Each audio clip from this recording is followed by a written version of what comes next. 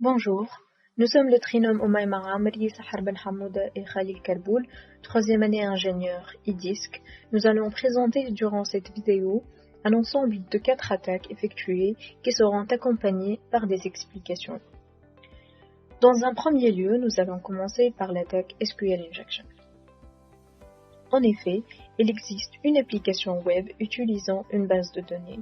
Cette base de données peut prendre une entrée de l'utilisateur et la stocker, ou encore extraire des données de la base et les renvoyer à l'utilisateur. Dans les deux cas, il y a une requête SQL qui est générée à partir de l'application web et qui est envoyée à la base. Cette requête est exécutée sur la base de données et les informations pertinentes sont de retour de l'application web. Voilà comment est le scénario normal.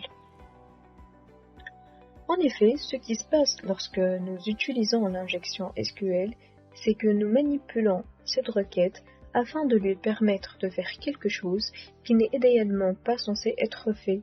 Ainsi, nous manipulons cette requête qui sera envoyée à la base de données, exécutée, et les résultats pertinents seront envoyés de retour. Donc ici, nous avons utilisé Google Docs. C'est l'ensemble des possibilités de recherche avec la syntaxe propre à Google et qui permet de faire du hacking de sites web ou d'applications web ou SaaS. Donc, on utilise Google comme un outil de hack. Après avoir saisi la requête, nous allons commencer par tester les sites proposés. Nous voulons ici s'enregistrer en tant qu'admin. Donc, username, c'est admin et le mot sera sous la forme d'une SQL injection. Une requête qui est toujours vraie, exemple 1 égale à 1, avec quelques modifications qui concernent le syntaxe. Nous allons procéder par le même principe sur un autre site. Nous allons fournir le même username que le mot de passe. Et voilà. Nous allons faire un petit tour dans le site, découvrir l'ensemble des informations auxquelles nous avons eu accès. Ces informations peuvent être utilisées pour faire du social engineering, qui est un autre type d'attaque ne nécessitant pas des compétences techniques. Et voilà, c'est fini pour cette partie. Passons maintenant au deuxième workshop qui couvre l'attaque DDoS. Nous allons utiliser une seule machine pour faire l'attaque sur la machine victime. Donc, nous pouvons considérer cette attaque comme DOS simple, mais c'est possible de faire intervenir d'autres machines pour se retrouver dans une attaque DDoS. Une attaque DDoS est réalisée par un réseau de machines, d'où la notion d'attaque distribuée. Ces machines infectées ou encore botnets ont été corrompues au préalable par le cybercriminel via la progression de malware. Le cybercriminel va alors exécuter une attaque DDoS en ordonnant au botnet de saturer le service avec de nombreuses requêtes jusqu'à le rendre indisponible. C'est la notion de déni de service. Le déni de service va alors empêcher les vrais utilisateurs du service de l'utiliser. Nous allons commencer par préparer notre environnement de travail. Tout d'abord, nous devons extraire l'adresse IP de la machine victime comme suit. Nous pouvons vérifier que la machine victime fonctionne dans un état normal avant de commencer l'attaque. Afin d'effectuer l'attaque, nous allons utiliser une requête Nmap qui permet de faire le scan des ports ouverts, identifier les services hébergés et obtenir des informations sur le système d'exploitation d'un ordinateur distant. Et elle est composée par les options suivantes. -v rend Nmap plus verbeux. T0 à T5 choisit une politique de temporisation. -A active la détection du système d'exploitation et des versions. -O active la détection de OS. -SV teste les ports ouverts pour déterminer le service en écoute et sa version. --script vul exécute le test de vulnérabilité. Après l'exécution de cette commande, on revient à la machine victime. Après quelques temps d'attente, la machine victime est down. L'écran bleu apparaît indiquant un dysfonctionnement de la machine et demande de faire un redémarrage. Les services de cette machine ne sont plus disponibles. Passons maintenant à quelque chose de plus complexe. Nous allons faire l'attaque sur une machine Windows 7 et effectuer quelques opérations là-dessus. Nous allons commencer tout d'abord par faire le scan des ports et services avec la commande Nmap avec la nouvelle adresse IP de la machine victime. Le scan affiche l'ensemble des vulnérabilités qu'on peut les exploiter. Dans ce workshop, nous allons exploiter la vulnérabilité critique d'exécution de code à distance CVE 2017-01-43. Afin de bien tirer profit de cette vulnérabilité, nous allons visiter le site cvdetails.com pour avoir plus de détails. Revenons à notre console, nous allons ouvrir le MSF Console, qui est l'interface la plus populaire du Metasploit. Metasploit qui est un framework de test d'intrusion qui simplifie le piratage.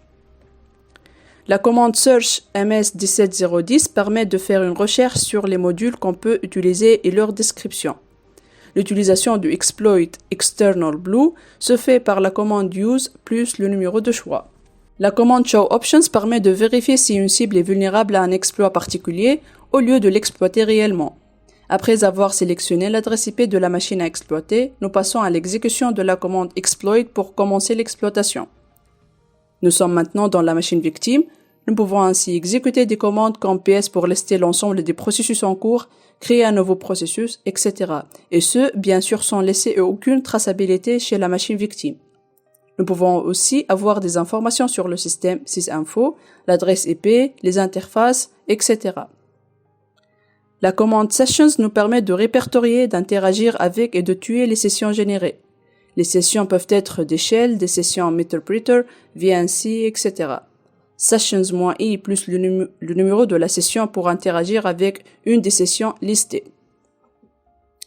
Nous pouvons aussi faire une screenshot de l'état actuel de la machine victime et l'enregistrer en local dans notre machine comme suit.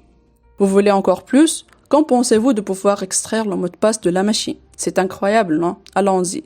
Donc pour effectuer cette opération, nous allons tout d'abord utiliser hashDump pour retourner les hashes des mots de passe des utilisateurs de la machine victime.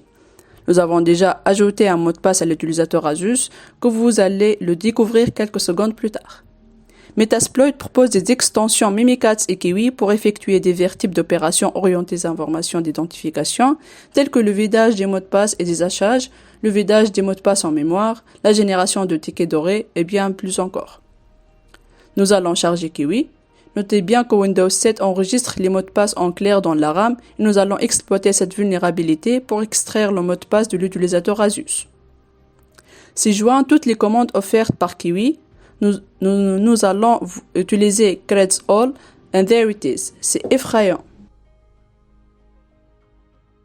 Pareil, nous pouvons faire tout, presque tout. Nous pouvons accéder en shell à la machine et exécuter des commandes exactement comme dans le CMD. Voici un exemple comment nous avons créé un dossier et de vérifier sa création dans la machine victime. Nous avons fait la création sur le bureau pour la démonstration académique, mais faites attention, les pirates sont très méchants et leur objectif consiste à préparer un environnement vulnérable pour d'autres utilisations futures sans que vous le sachiez. Nous allons maintenant transférer un fichier de notre machine Kali vers la machine victime par la commande upload source et destination. Et l'opération inverse est aussi possible comme suit.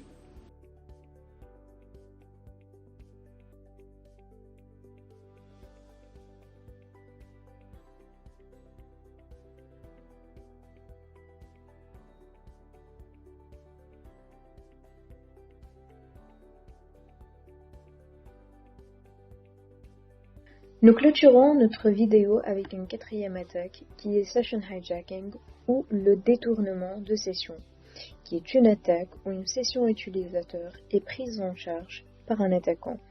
Une session démarre lorsque nous nous connectons à un service, par exemple une application bancaire, et se termine lorsque nous nous déconnectons. L'attaque repose sur la connaissance par l'attaquant de notre cookie de session. Durant cette attaque, nous allons utiliser l'outil Burp Suite qui permet de sécuriser ou d'effectuer des tests de pénétration sur les applications web. Dans la plupart des cas, lorsque nous nous connectons à une application web, le serveur définit un cookie de session temporaire de notre navigateur pour nous rappeler que nous sommes actuellement connectés et authentifiés. HTTP est un protocole stateless et les cookies de session attachés à chaque entête HTTP sont le moyen le plus populaire pour le service d'identifier notre navigateur ou notre session en cours. Pour effectuer le session hijacking, un attaquant doit connaître l'idée de session de la victime. Cela peut être obtenu en volant le cookie de session ou en persuadant l'utilisateur de cliquer sur un lien malveillant contenant une idée de session préparée. Dans les deux cas, une fois l'utilisateur authentifié sur le serveur, l'attaquant peut reprendre la session en utilisant le même idée de session pour sa propre session de navigateur. Le serveur est alors dupé en traitant les connexions de l'attaquant comme les sessions valides de l'utilisateur d'origine. Alors maintenant nous sommes arrivés à la fin de notre vidéo. Nous vous remercions de votre attention.